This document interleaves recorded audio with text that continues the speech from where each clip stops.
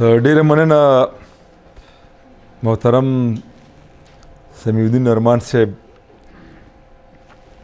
ډیر په زړه پورې معلومات او تفصیلات مونږ او تاسو ته وړاندې کړل. تر ټولو وړاندې خو زه د مفکوره ډیره مننه کوم د حیات روغاني صاحب ورسره محمد ریاض صاحب اسسٹنٹ ډایرکټر کلچر ډپارټمنټ، اوس خو کلچر ډپارټمنټ هم لاړو. دوی د خدای لري چې دا یوه هفته غالبا وشوه چې ما ډېر درخواستونه وکړل چې دا پروګرام بل اتوار ته کوي، خو دوی وي چې ممکنه نه ده. نو زه ډېر زیات خوشحال شوم چې راغلم او زه په دې مفکورې ته په ړومبي ځل رالم.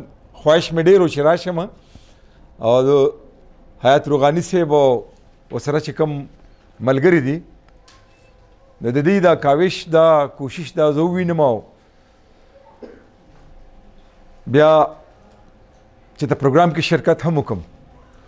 خو چېرته داسې پروګرام نو راغلی چې د هغې ما ته ځاني بلنه راغلي، نو کله نه کله به دغه د یوې خبرې پښتو به ورته نه ویم، ضد به ورته ویم چې زه به ایثار کړم چې یاره ما ته دعوت نشته، زه ولې لاړ شم. زه ډېر زیات خوشحال شوم چې حیات روغاني صاحب او ریاض صاحب وی چې دا پروګرام به د تا نه بغیر نیمګړی وي. نو داسې نه ده، په یو تن باندې نیمګړتیا نه راځي، خو دا د هغې درون او ښه نظر و. بیا ما که په فلم باندې کار کړی دی او کتاب مې لیکلی دی پښتو فلمونه تاریخ تحقیق او تنقید، المیه دا ما دپاره ګران کار ده چې ما فلم نه دی کتلی، ډېر کم فلمونه مې لیدلي دي. څه خو کله چې د پښتو فلمونو شروع شو نو هغه وخت کې مونږ نه ښار لیدلی و د کلو خلکو او نه را سره پیسې وي چې مونږ راشو او فلم وګورو. تاسو باور ولرئ د یوسف خان شیروانو زما خیال دی چې دا چې ته 10 کاله پس ولګېد نو مونږ بیا په دې پکچر هاوس سلیما کې کتلی و. بیا ما دا سوچ کو چې یاره اورېدل به مې چې پښتو فلمونه په سوونو جوړ شوي دي، خو په دې باندې ډاکټر علي خلیل صاحب کار کړی دی، الله دې خوشحاله ساتي. هغه پښتانه په فلمي نړۍ کې یو کتاب یې لیکلی دی، خو کله کله به ما ته وي چې ستا کتاب ته انتظار ده چې دا به کله راشي. بنیادي وجه دا ده چې ما 3 کاله مسلسل 3 کاله پوره 3 کاله زه لاهور ته تللی ما، او که فلمساز هدایتکار یا اداکار په بنو کې دی او که په دیر کې دی او باجوړ کې دی او که سوات کې دی، نو ما به کوشش دا کولو چې د هر چا سره په خپله میلو شم چې زه حقیقي معلومات راغونډ کړم او هغې ته بیا زه کتابي شکل ورکړم. دا اورېدو خبره ده. امان صاحب ناست دی، مخلص صاحب هم ناست دی، بیا رشدي صاحب چې زه به دا وایم چې په فلم کې پی ایچ ډي کړي ده نو بې ځایه به نه. نو د دې په مخ کې که زه ځان ماهر وګڼم د پښتو د فلم لاین، نو هغه به هسې د بې ځایه خبره به وي. خو بهرحال یو کوشش مې وکړو، نو اندازه ولګېده چې د پښتو فلمونه به موږ یاد کړو چې دا 1800 فلمونه جوړ شوي دي. په دې کې دا 300 فلمونه نه دي ریلیز شوي، خو 1860 فلمونه دي. خو دا یو نیم زر فلمونه چې دي نو دا د سینما پردې ته راغلي دي او خلکو لیدلي دي. لومبۍ تجربه حمزه بابا کړې وه په کال 1941 کې چې د لیلا مجنون په نوم باندې هغې فلم جوړ کو. رفیق غزنوي د هغې هدایتکار مو، ورکې هیرو مو، موسیقار مو او سندرې هم ورکې ویلي دي. حبیب جان دغه وخت یوه سندرغاړې وه د دې بنو د غاړې، څنګه چې زرسانګه بیبي د دقه شان هغه په هغه فلم کې هیروین وه او هغه مخکې ورځو کې موږ تللي وو د کتوزو کې 400 ضلع کتوزو کې د هغې قبر دی. نو د هغې هغه قبر مونږ معلوم کړو، مونږ وایي چېرې دا هو د پښتو د وړومبي فلم هیروین ده، نو کم از کم د دې دا سلې چې محفوظ وي او دا پوخ وي او خلکو ته پته وي چېرې دا دلته یو فلم سټار چې کوم دی نو په دې مقبره کې دفن ده. د دې نه علاوه مونږ ملګري دي او زمونږ یو تنظیم دی چې 8 قبرونه مونږ د دې فنکارانو جوړ کړله او خلکو ته مو ښودل چې دا زمونږ اتلان دي، زمونږ هیروګان دي. لیلا مجنون په 1941 کې په پېښور کې ریلیز شو. حمزه بابا په خپل کتاب نقش حیات کې لیکي چې دغه فلم د ناکامۍ وجوهات یو خو دویم نړیوال جنګ و. بله خبره دا وه چې دا فلم په پېښور کې لګېدلی او په هغه وخت کې به په پېښور کې د پښتو ویونکي خلک کم و، د هندکو یا د نورو ژبو خلک به اوسېده، هغوی د پښتو په فلم څه کول. د ښار دروازې به مازدیګر بندې شوي او بیا به حمزه بابا لیکي که د فلم نه به یو کلیوال راتلو په ښار کې به یې شپه کوله نو د هغه به 1 روپۍ او 4 انې لګېدې، 4 انې د فلم ټکټ او 4 انې د کرای د په سرای کې د پاتې کېدو نورې خرچې. نو دا هم ګرانه خبره وه. یو وجه دا هم لیکي چې رفیق غزنوي د دې فلم چونکې هدایتکار، موسیقار او هیرو، نو ټیک ته چې په موسیقۍ کې هغه مهارت لرلو خو به طور هیرو یا به طور هدایتکار هغه ناکام و. یو دغه وجه هم وه. بهرحال دغه فلم مونږ ډېر کوشش وکړو، یو 7 سندرې په لاس راغلی دي او زما سره موجودې دي. څنګه چې روغاني صاحب خبره وکړه چې دغه د ککوړو په شکل کې دي. بنیادی غرض پښتو فلم زمونږ ولسوالۍ ته، زمونږ کشر کول ته یا مونږ ته څه راکړل، دغه ځان له یو بېله موضوع ده. یو اداکار سره ما خبره کوله، ارباز خان سره، چې دا تاسو کوم فلمونه جوړوئ نو آیا دا د پښتون کلتور مطابق دي؟ هغه ډېره ښکلې خبره وکړه چې ته که په فلم کې کلچر لټې نو پښتو کلچر کې خو دا هم نشته چې ښځه خاوند ته آواز وکړي چې فلانیه راشه او د وړو پلار او د وړو مورې خاوند ښځې ته او ښځه خاوند ته نوم نه اخلي. او بیا دا چې راشه یاره راشه او باران دی او دا نیمه شپه توره تیاره ده او بنګړو له شرنګ ورکړه چې دی او دې پېژنم، دا خو زموږ په کلچر کې نه دي، خو بیا هم زموږ د کلچر برخه ده. دا په فلم کې چې څه کېږي، دا ویلن چې کوم رول ادا کوي په فلم کې، دا هیرو چې څه کوي، دا نور ممتاز علي خان د خدای پاک وبخي جوارګر فلم وایي چې کله په فردوس سلیما کې ولګېدو، دا به هم در یاده کړمه چې ممتاز علي خان وایي چې ما په 1986 کې لیلا مجنون فلم کتلی په فردوس سلیما کې، دا به هغې اختر په اختر چلولو. هغې نه زه متاثره شوم چې زه به فلمي دنیا ته ځم. نو ممتاز علي خان وایي چې جوارګر فلم لګېدلی و، یو جوارګر راته خبره کوله چې جواري مې بایللې وه، یو ملګري راته وایي چې فلم لزو جوارګر فلم لګېدلی دی چې دې کې به څه وایي. هغې وایي چې زه دومره زیات غوسه شوم، ما چې یاره دا سړی زه پسې ما په زرګاو روپۍ بایللي دي ته ما فلم له بوځې. خو بهرحال لاړم. وایي هغه سړي قسم وخوړو چې ما هم په سلیما کې د خدای په ذات قسم وخوړو چې زه به پس دې جواري نه کوم، چې هغې کې د جوارګر یا د جوارۍ کوم انجام ښودلی دی. غرض مې دا دی چې په دې فلم کې یو میسج د تفریح سره سره یو میسج، یو پیغام هم وي، خو که چاته واخیستو. ما نه د فلم نامه ایره ده، ما یو فلم وکړ پارشد سلیما کې،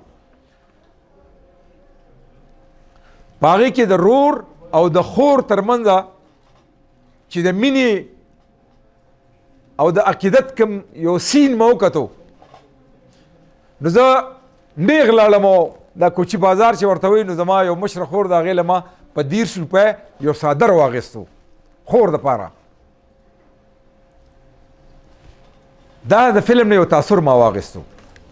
اوس مونږ ته بد اخلو که ښه اخلو، بله خبره دا ده چې زه به د فلمي نړۍ ته ډېر لاړم راغم چې امان صاحب ناست دی او نعیم مخلص صاحب فلم سره تعلق لرونکي ډېر خلک ناست دي، پوهان ناست دي. یو تجربه زما بله شوه چې دا په فلم کې ویلن وي، دی په عام ژوند کې هیرو وي. دا نعمت سرحدي په 1992 کې زه په کومه سټوډیو باري سټوډیو کې ناست وم، ما دا څوک را روانې وي، دا نعمت سرحدي، تاسو په خدای یقین وکړئ چې زه پټ شوم، ما ده ته به زه څنګه مخامخ کېږم.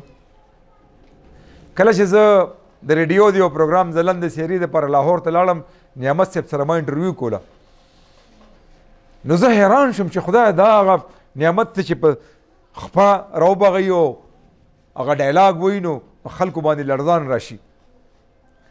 او په عام ژوند کې هغه روانو کاغذونه راغونډول په جولای کې کاغذونه چې ما راغی نو اول خو ما ته انټرویو ته غاړه نه کېښوه. بیا وی دا زما عادت دی، زما نوم نعمت الله خان دی، خو چې زه فلم ته رالم چې دا به په پوسټر لیکلی شي او د الله نوم دی دا به راغورځېږي د خپو د لاندې به کېږي، نو ما نعمت سرحدي ځان له نوم کېښودو.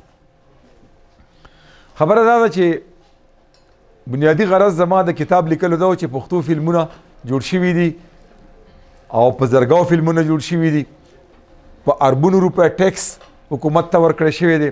ولې فلم انډسټریا ته یا فلمي اداکار ته نن دا په احتجاج باندې مجبور دي، کله د پریس کلب مخې ته، کله یو ځای کې او کله بل ځای کې.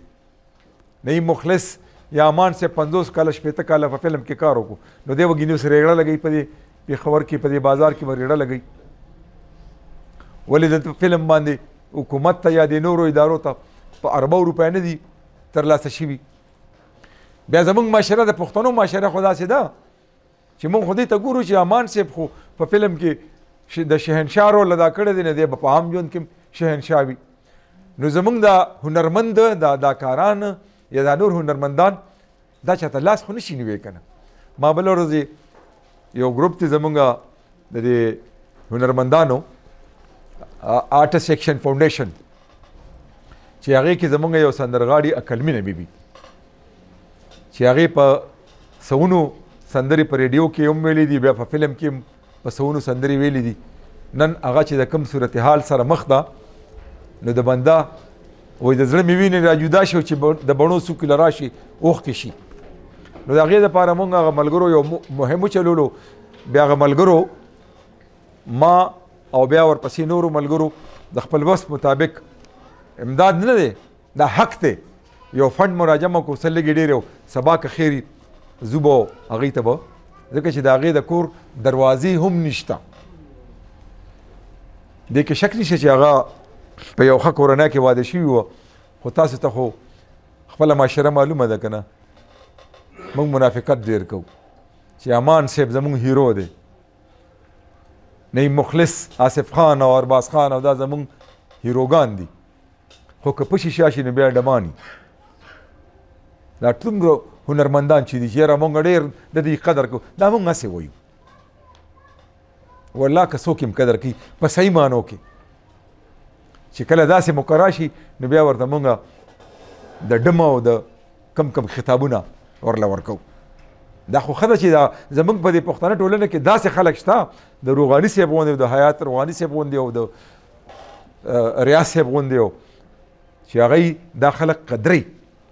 ډاکټر حنیف خلیل صاحب چې هغه د دې خلکو کوشش کوي چې د دې دا ستونزې دا کړمې که حکومت ته نه نو عامو خلکو ته ورسوي چې د دې خلکو نن مخکې چې دا فلم سره وابسته یا موسیقۍ سره وابسته. زه د ریډیو سره تعلق لرم، 15 کاله وشو موږ یو سندره نه ده ریکارډ کړي. په ټلویزیون کې ریکارډینګ نشته، په پرایویټ چینلو کې خفه کېږو به نه، دلته په پرایویټ چینلو والی مفت ریکارډینګونه دي، پیسې نه ورکوي. چرته نه به راوړي، د دې په نغري کې بور څنګه بلیږي. دا یو المیه ده موږ دپاره. خبره ما د ړومبي فلم شروع کړه، بیا د هغې نه پس استیسنې په لاهور کې نن سبا ژوند کوي، ښځه وفات شوې ده. د هغه چې کوم چونکې زه دې سره نږدې پاتې شوم، د هغه چې کوم ژوند تېرېږي نو بنده حیران شي چې خدای څنګه زه دې خلکو ته ووایم چې یاره دا دومره لوی موسیقار او د ده لږ خبر اخیستل پکار دي. چې ما فلم باندې کتاب ولیکلو، پښتو فلمونه تاریخ، تحقیق او تنقید، او د ټولو ملګرو ته پته ده چې اوس غلی ده. ما کوشش مې دا کړی دی چې هغه بشپړه حقیقي معلومات چې څه ته وایي چې هغه معلومات زه په دې کتاب کې ورکړم چې مبالغه پکې ډېره کم وي. ډېر ګران کار و. ځینې ملګرو را سره ډېر تعاون کړی دی، ځینې ملګري چې د فلم سره نعیم مخلص صاحب ته زه وایم مثال چې راځه تا سره یو انټرویو کوم چې دې په کتاب کې ورکوم. نعیم مخلص صاحب وایي چې د ده خو پکې لا خپل مقصد دی یا به په دې کتاب باندې پیسې ګټي. نو ډېر پکې داسې مو چې تعاون نه دی شوی، ډېر پکې داسې مو بخښنه غواړم چې مثال امان صاحب نه ما تپوس کړی دی د یو اداکار یا اداکارې به اړوند باندې، نو هغه منفي اړخونه زما د دې سره کار نشته. زما تعلق د فن سره دی، زما د خدمت سره دی، زما د هنر سره دی. دغه کتاب مې ولیکلو په دې باندې که زه تاسو ته دا وایم چې صرف په چاپ باندې دا کتاب ما ته په 430 روپۍ باندې پرېوتو. پښتانه په کتاب پیسې نه ورکوي خو که ورته د ګفټ کو نو بیا دا د 4 کروړو نه هم چې کوم دی نو زیات ګڼي. نو دا کتاب دلته مونږ راوړم دی. د دې نه علاوه امان صاحب یو کتاب ولیکلو، دا زما کتاب بیا د امان صاحب د کتاب په ګرد کې نه دی، هغه پوره فلم انډسټري په دې خپل کتاب کې راغونډه کړې ده، خپله سرمایه پرې ولګوله. خو چې اوس کتاب مونږ واخلو که نه، چې کم از کم هغه چې دا کومې پیسې په دې کتاب باندې لګولې دي چې دا خو زما لاس ته یا د امان صاحب لاس ته راشي که نه، نو دغه کتاب زما دی او ورسره د امان صاحب کتاب هم دغلته کې پروت دی. زه خو به دا ووایم چې کتاب باندې ګټه څوک نه کوي، خو دا کتاب که څوک ترلاسه کول غواړي په دې نننۍ دستوره کې، نو که یو 500 هم د چا د وس نه کېږي نو دغه زما کتاب ترلاسه کولی شي. بهرحال خبره به په دې لنډه کړو چې مونږ فلمونه ګورو، مونږ سندرې اورو او فلم سره تعلق لرونکي او سندرې سره تعلق لرونکي باید هغوی ته مونږ د عزت مقام ورکو. دا هنرمندان، دا فنکاران هم زمونږ نه دي. باچا خان د الله پاک سره د خاورو وبخي، کله چې هغوی د اصلاح افاغنه په نوم باندې تنظیم جوړ کو، نو په پښتنو کې ګرځېدو به چې د خپلې لوڼه خویندې مه ګډوئ، دا زمونږ لوڼه خویندې دي، که ټنګ ټکور کوئ خو دا جینکۍ مه ګډوئ.